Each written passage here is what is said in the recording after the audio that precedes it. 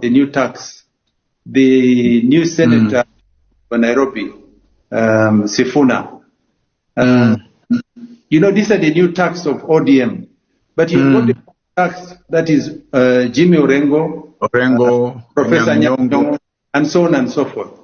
These were people who Raila would call, and they would shift the politics and be able to drive a narrative in Kenya, which would be coined and it would be final. So any government in Kenya depended on Raila. No wonder people would ask, why and how would Raila be the one who would take, they would call sometimes nusu mukati, that's what you used to call it.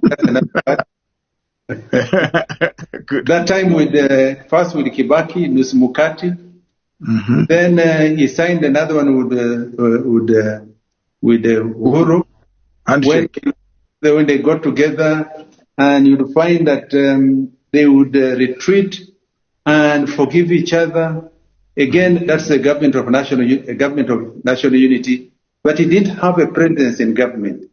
But one or the other, he had the ability to keep a government stable, but remain in the opposition. He also had the same thing with Ruto recently, with the Gen Z rising. And you know that in the history of Kenya, never has the army been brought out into the streets of Kenya, apart from 1982, to where the full army went to all the 47 counties and occupied all the major centers in Kenya, when the Gen Zs overrode, were able to overrun parliament, the Supreme Court, and if they didn't because of the rain, they were going to go to State House. The point I'm trying to tell you is that when Ruto looked out after Gachagua had been rooted from being a vice president and he had gone into the opposition, you'll note that it was only Raila who was able to hold Kenya together. Why?